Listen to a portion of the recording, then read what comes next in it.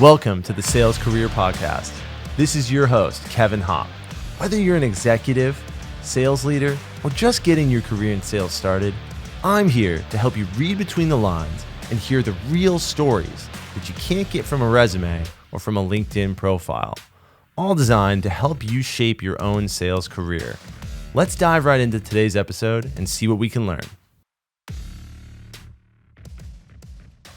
All right, welcome back to another edition of the Sales Career Podcast. Today, I am joined by an outbound brother from another mother, a guy that has been all over LinkedIn, and I really watched him rise to prominence during COVID here, really crushing it with a community called Rev Genius that if you're not in, you should probably be in. He's the current program director at Rev Genius. He was day one there. He quit the last job that he had to be there full time, and they're building something really, really cool. Everybody, please welcome the great and powerful Tom Slocum. Crowd goes wild. Super excited to be here. Really jam on my journey and share that with y'all. And Kevin, you've been a supporter and a friend since day one. So it's cool to come full circle, see all the great things you're doing yourself, and here we are. Love it, man. Yeah, so let's dig into it. So I think you have a bit of anyone scrolling down your LinkedIn profile can see you've had, number one, a bunch of sales jobs, which is why I call you a brother from another mother, because I've had a bunch of sales jobs. But that's a lot of diverse experiences. How did you get into sales? Did you wake up one day and say like, hey, I'm going to be a salesman when I grow up, or did you end up in sales in a different way? It's kind of funny because I am that kid. I did dream of being in sales. Watching the grown-up shows, I really loved the husband coming home with the briefcase, traveling, looking all sassy, in his suit, and I don't know, that was my vibe. I loved it. A long time I had a calling to get into counseling, and I thought that was going to be the lane. But then I found out I could do that through sales. And my journey was quite interesting. I was a bagger at a grocery store. That's where I started my whole journey, my whole life as a first-time career person. And my stepmom actually had a job at Discover Card for credit cards and got me in when I was in high school.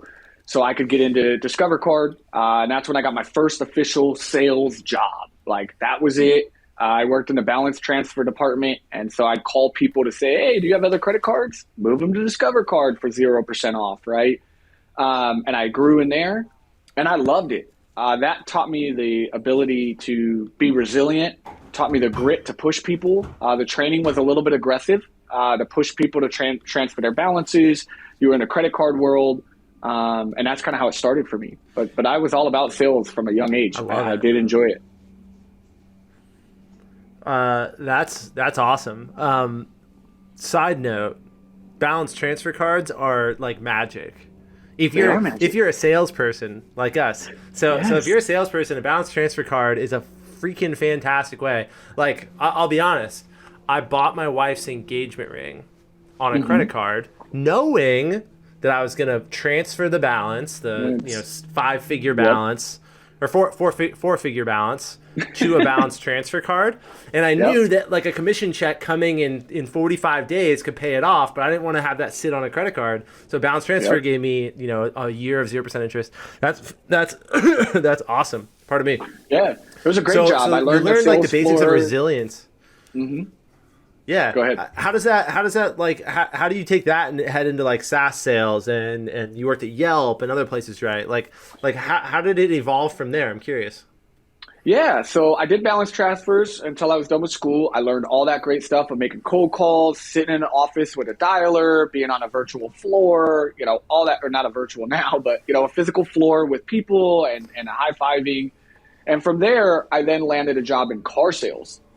And my grandmother got me connected to a friend at Nissan, and I got into car sales. And I really enjoyed that. I went through Foursquare training. I was able to tap into referrals and network when I first landed as a car salesperson and bring all my friends in high school graduating and being like, hey, I can work a deal for you, get you into that car you're looking for. And that was awesome. I really enjoyed car sales. And that taught me the hunger of numbers and the importance of planting seeds and hustling and getting as many people on the lot as you can, make as many calls as you can for people filling out things, because it was a numbers game, right? So I did car sales for a little bit. Then I took off. I moved to San Diego for a little while, kind of wavered here and there. Came back to Arizona. I did real estate while I was in San Diego. My ex-girlfriend's mother was in real estate. Yep, residential. I was selling out of La Jolla and San Diego area for about 2 years while I was in California, and I got into real estate. And that really taught me, yet again, word of mouth, networking, getting people that knew that they were buying houses, saying, hey, do you know anybody else in the market looking for a home? And learning marketing, right? Marketing yourself, putting yourself on sites, getting out the funnel that you needed. I learned all of that from real estate. Then I moved back home, back to Arizona, and I landed a job selling solar water heaters in a little building, 4 walls. Both the managers sat back to back with each other in the middle of the floor. And I called people and said, hey, do you know about the benefits to getting a solar water heater? And because of that connection or that job that I found, a woman started working there, and she knew my last name and thought that it was like, is your mom this person? She and my mother used to run together, and she got me, said, you don't belong here. Like, this isn't a job for you. I had a new baby on the way. I had just met my wife at the time, and so we had a baby. I was not making great money. I was kind of freaking out. And she was like, you don't belong here. You need a better job. Like, have you thought about getting into schooling, like education? And I said, no. And her husband worked there. And so I got a job at Argosy University, which was a for-profit school. So sales, still the same thing. Yep. You had to go out and earn those students. And I got the job. And I worked there for 3 years. I went from admissions to finance to academic.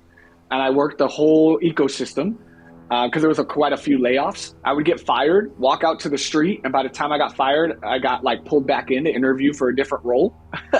So I went through all 3. I went through admissions, got fired off of layoffs, got called in to be a finance counselor. 8 months later, got laid off, got called back to be an academic counselor, and they just kept moving me in the ecosystem. Wow. Because it was just a numbers game, right? You get laid off, that's just what happens. It wasn't personal, but they would find a way to bring me back. Yeah. So I did about 3 years there, and that taught me, again, outbounding at its whole, right? I had to call through, I made 300 dials a day through cold leads all day, right? You remember back in the day when you'd try to get something on the internet and you would have to fill out a contact form for schools, to get past it gated you? Yep. I would call those people. Hey, Kevin, Tom over at Argosy University. I saw you fill out the form looking for more information. Can you talk to me about why you're looking to go back to school? Hey, dude, I just filled out a form. I was trying to get to this. I'm good. Okay, great. And just go through that 300 times a day through an auto dialer. Jeez. And I was pulling 5-7 students a week. Yeah. And my goal was to enroll people into the thing, right? So I'm making $1,500 dials a week, right? A lot of dials. And I'm booking 5 to 7 students on the books and getting them into the program. I was a top rep, and I did really, really well at it. But that's when I started learning about discovery questions, how to handle objections a little bit more through a curriculum they called CRABWA, clarify, reflect, benefit statement. I learned to whiff them there. What's in it for me, right? Try to tell the person what college you're in. Yeah, that's where I was introduced to that term. Whiff them, baby. Yeah. Love it. That's where I really got the outbound focus, right? That was back in 2011. That's when I really, really got serious corporate world experience versus Discover Card or car sales. This was the baby, right? Did that for 3 years. Yeah. Landed at GoDaddy. I started getting into SEO. GoDaddy was a great company. I did inbound customer support, moved over to the billing department. From there, I learned how to provide customer service and upsell. I was like a customer success rep, right? People would call inbound. Yeah. Kevin, you would call in. My email server's down. This sucks. It's not working. I'm going to try to work on that. But I'm also going to look in your account and build a package for you and try to get money out of you while I have you, right? Hey, give me 5 minutes to check that out, Go ahead. Yeah. So Tom, what I'm hearing here is you sold a lot of stuff. How many unique things or services or products have you sold? If you had to guess off the top of your head. 20. 20? Probably, you've been a salesperson for 20 different things?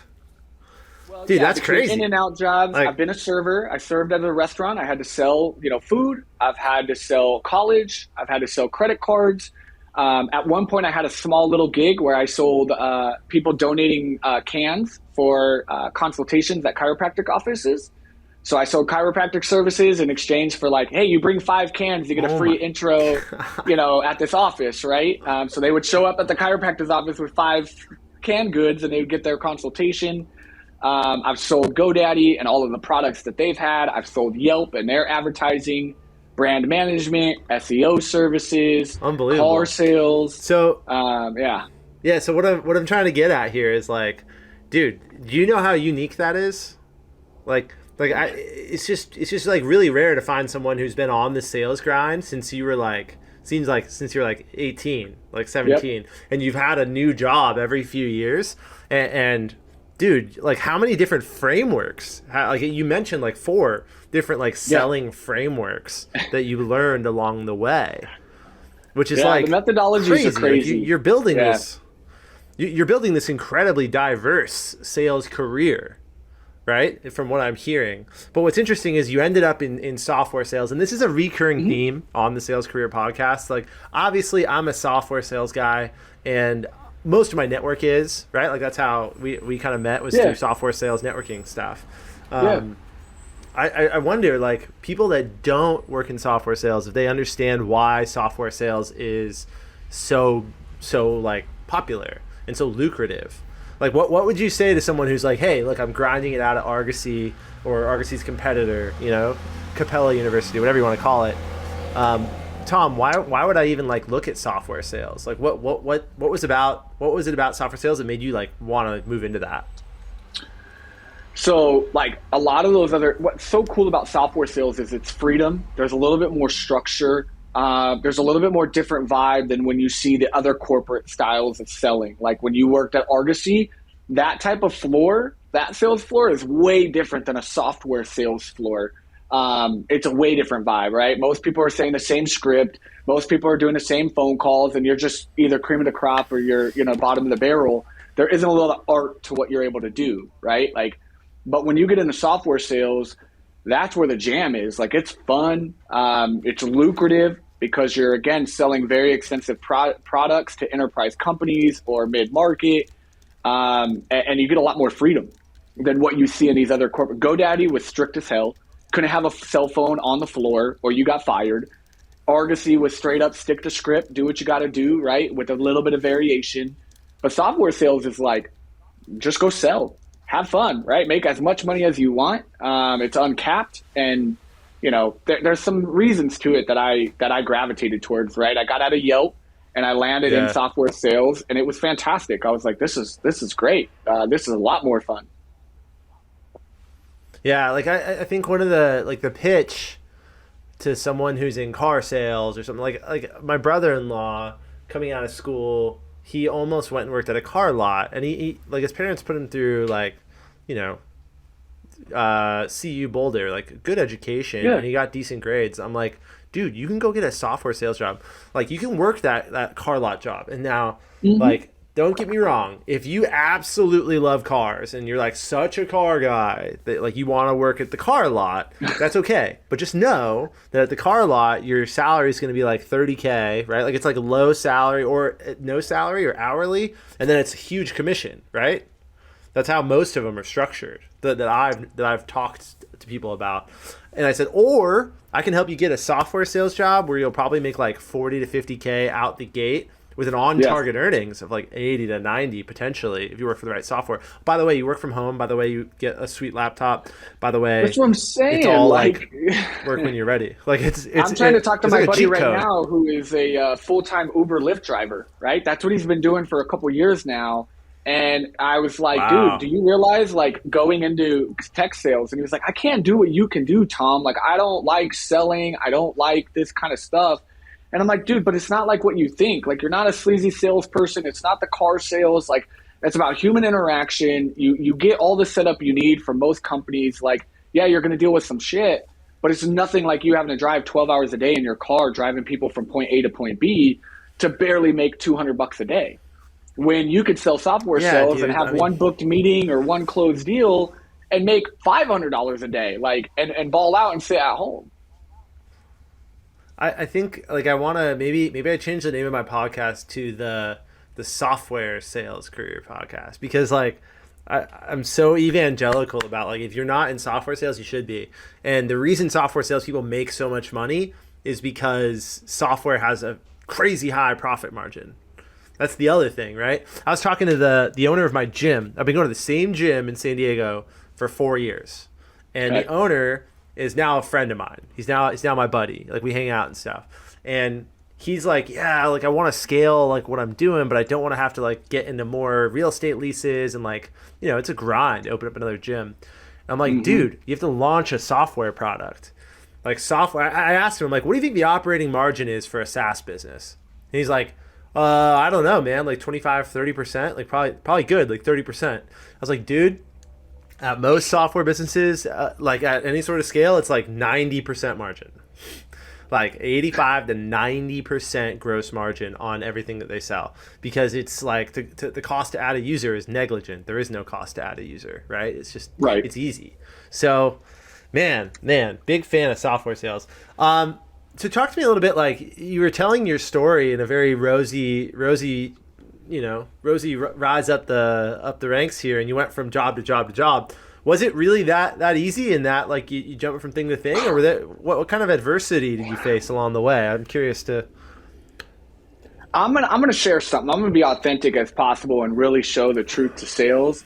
I probably got fired at almost every job, right? I was that guy. I struggled, right? I got bored. I would, get into these companies and do pretty well. I've never been fired for performance. That is one thing. It's just stupid stuff, right? Stupid shit like that. I just got checked out. I was bored, and I would lead myself to self-destruct just because I wasn't challenged enough anymore. The job wasn't doing anything, or I would give everything to them to be screwed out of management because I wasn't ready. Oh, it's not fit for you. People would pass me up after a year and a half of being at these companies. When I later in life realized that was part of my journey, and I'm so forever grateful for all those managers out there that said like no, even though I wanted those yeses as much as possible. But like I would either leave because I was like, I'm going to go somewhere else. And I didn't understand the concept of either invest where you are or understand if you do jump, you're starting from zero again. And I never understood that concept. I was like, oh, I could just go to the next place and immediately get into manager there. Or they would be like, yeah, in 6 months you can get there. And I would go to just be screwed again, right? So I bounced around for a little bit until I found this beautiful little land called sales development, where it was mainly focused, because I was a full sales cycle rep up until then, right? I never had an SDR. Right. At Yelp, I fully prospected and closed deals. GoDaddy, I did transactions very quick, right? All of that was my own until I found out sales development, and I was a champion at it. Like I was really good at it. And I found out at Yelp, that was my favorite part of my time at Yelp. It wasn't closing the deals or any of that. It was going out and having conversations and sourcing that top of funnel part. I would beat half my team all the time because I'd have 40 meetings a month while they'd have 15. Now they could close better than me, but I had a lot more meetings. I could get that part going. And so, I found sales development and I landed in that space.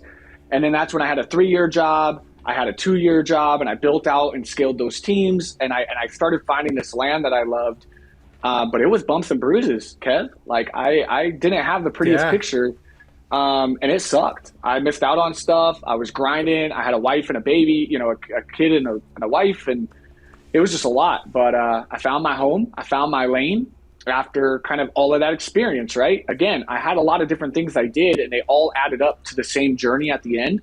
And that's what I want people to take away from this is sometimes you're in the shittiest of circumstances, or you don't know why you're at this company or this and that. But I promise you that there is a rhyme and a reason to it, and it's going to reveal itself at some point. Because now where I am today with Rev Genius and this community and what I'm doing, all those jobs built on top of one another subconsciously. And I had no idea when I was bouncing around doing these things, how much they would all align. I learned at Yelp, advertising. I understand the importance of advertising and placement and that part. GoDaddy, I learned how to build a website, HTML, all the importance of all of the back end of that. Education, I learned about the benefits of an education or why not to have a degree, right? And what the purpose of that is.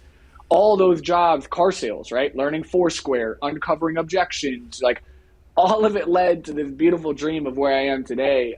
So I want to change it. So just know as you're in those shit storms or in those great opportunities, sometimes they're building for something greater. You just got to be patient. Love that, man. Like it's probably, I hope that's something that like people out there can like hear and really apply to their own journey, because I feel like, you know, especially a lot of the folks that I like went to college with and friends of mine, like a lot of pressure to have it figured out pretty early. And I was that guy. Like I felt all the pressure in the world to have my career figured out after college. And it's crazy to think, because it's like, could I have ever pictured, you know, I graduated 8 years ago. Could I have ever pictured when I was 22, like what I'd be doing today? No. Like, no. Like in the professional world, no. Like I followed a pretty awesome linear track, which I'm very thankful for, with like my life, meaning like I wanted to get married, I wanted to have a kid, I wanted to own a house, like check your check, right? So I'm doing that, which is nice. And I thought about that the other day. I'm like, yo, like your 22-year-old self would be pretty damn proud of your 30-year-old self. Like, give yourself a little thumbs up there, Kev. Me and my wife talk about it all the time. Like, she met me, you know, in 2010. The night I met her, I had a bad haircut, a botched haircut at the barber, and they shaved it like I looked like I came out of the military. So it was shaved like a military cut. And I met her. High and tight? I was like, yeah, airtight, all cleaned up. They went way too short. And I was like, what are you doing? And I had to roll with it, right? And so I met her, and I was 21. I had just turned 21 in April, and I met her in August. And like, we sit and laugh about it all the time, that here I am, you know, 12 years later, we're about to celebrate our decade marriage in August, but we're 12 years later, and like, she's never worked a day in her life. My wife has been a stay-at-home mom since I met her, in all of this chaos and journey that I've had to survive, right? And take care of her and the kiddos. Now we have 2 kids. We had a second. But we laugh all the time. She's like, babe, do you ever like look back at that 12-year mark and been like, if you had walked up to me at the bar and said, this is what I'm going to do in 12 years, you want to come along for the ride? I would have laughed at you and been like, yeah, right. You? Okay. Right. And now here you are, right? And it's fun to reflect. I reflect a lot, because a year changes people, right? Even a year, 12 months ago, look at where you were and look at where you are now.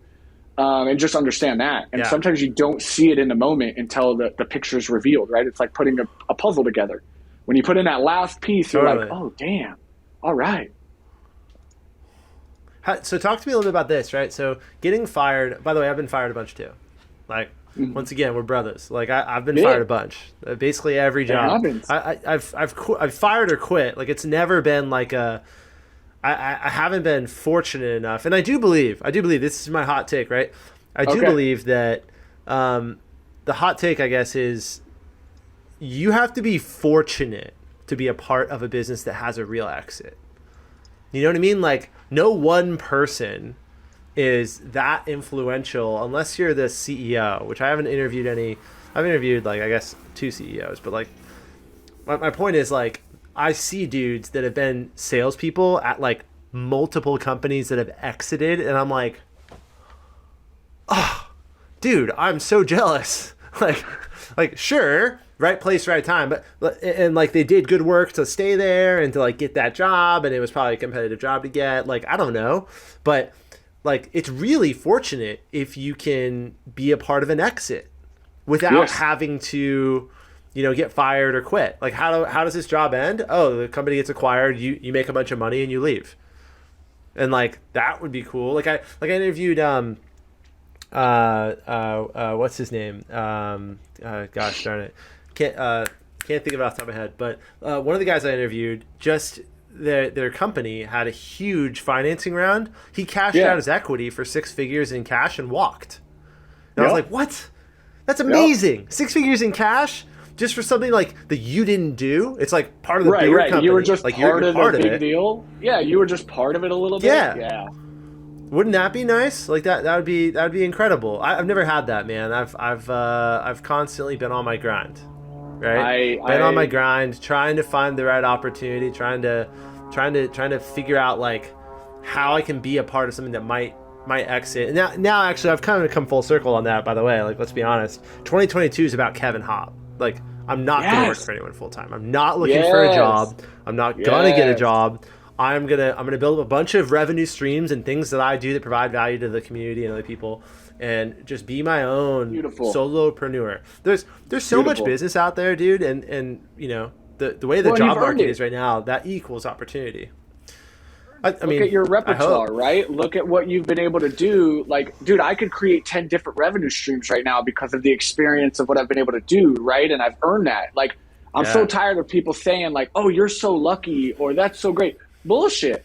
Like, you don't know what happens in the dark with most people. You don't know what we've been through. And that's why I love your podcast and Galem's What's Your Legacy and some of the rawer ones because screw you. I'm not lucky. Like, it looks like I am because you're just seeing the final product. Maybe you joined my network 3 months ago, so you think this just happened overnight. But the real ones know from 2 years ago, like Kevin and I, like I've watched you build for 2 years, just like you've watched me. That's not fluff, right? Like we've been putting in work. And so when you're able to do that and now, you know, build yourself a really cool repertoire of services or business, go for that throne, man. Like, I'm happy to see you winning. And I can't wait to watch what you do this year. My motto or my headline on LinkedIn for a little bit was 2022 ain't ready for Tom Slocum, right? 2022 ain't ready. Yep. That was my jam, right? And I mean that, right? Like, on a mission. And I believe people could do that, learning through their experience. Take your bumps, take your hits. Sales is not a linear thing. It is not like going to be a doctor where 80% follow the same path. You got to go through, you know, what residency, right? You go through the steps. Like, you know how cool it is with, you know what bothers me more, Kevin? So are those jobs where if you're just there for tenure, you get raises. Those jobs bother me. Right. My buddy works for an electrical government company, and whether he performs or not, every year he gets like a 3.5% raise, or he just gets automatically bumped to the next role and like gets an increase. And I'm like, what the hell?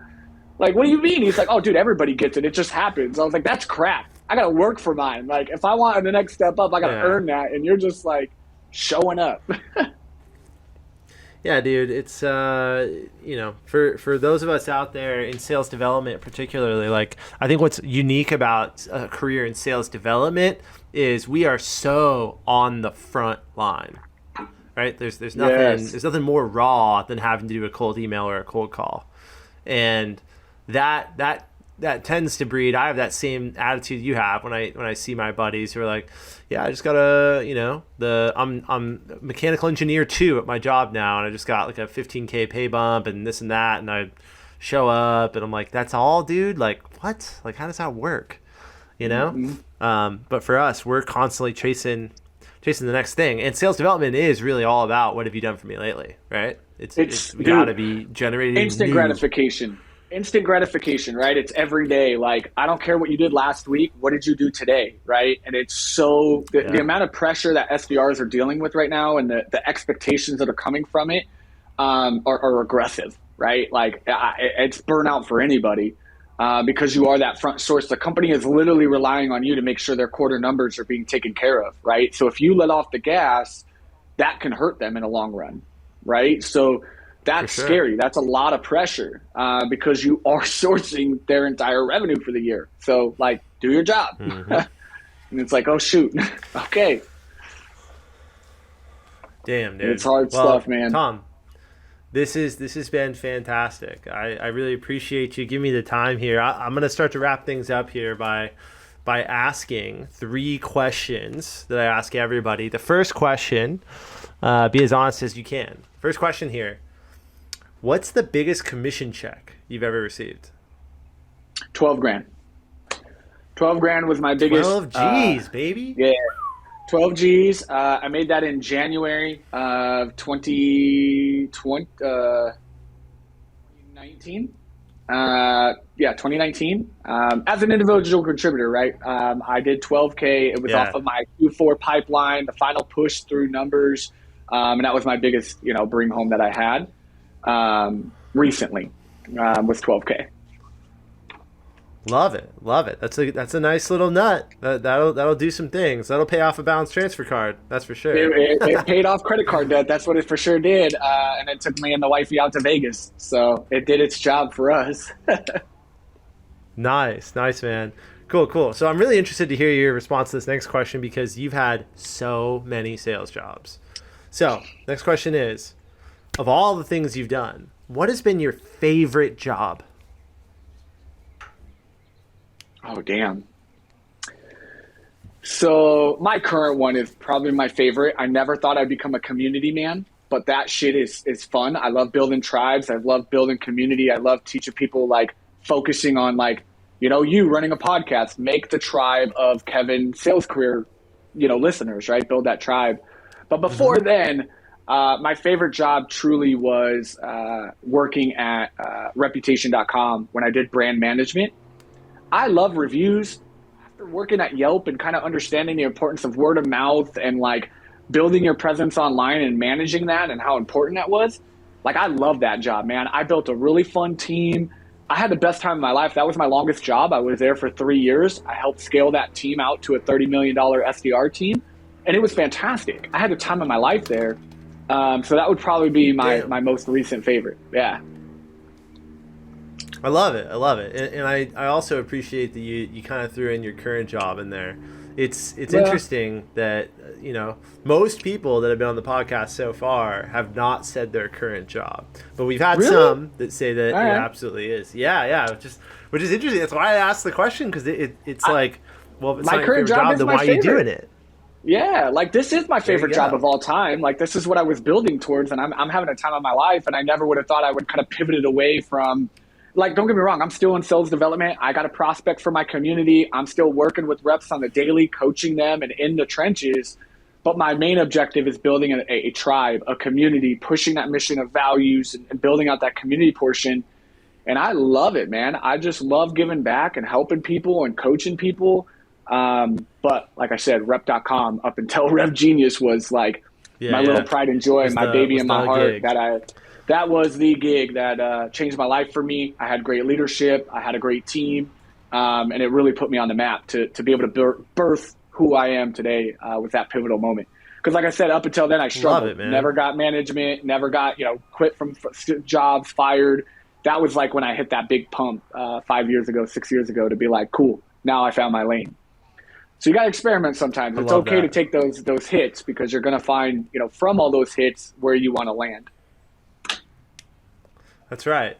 And I think the number one thing that I talk to young people about is the worst thing you can do is not take those jobs, not like experiment, not like look outside of what you think right? Like people who are like, oh, well, I'm in real estate, so I have to build a career in real estate. No, dude. You can go do something else. You can go experiment. And you're like the story for that, Tom. I love it. Yeah, never put your ego. I've taken some jobs, Go ahead.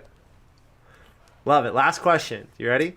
Yes. So let's imagine that you don't have to worry about money. Money is not a thing anymore for Tom Slocum and his family. What do you do with your time? For me, I'm definitely traveling, and I'm spending a lot of time with my family. That's what I'm building towards. I want that financial freedom. I'm not looking for a lot of money. I just want the ability to be able to just spend my days and time with my family.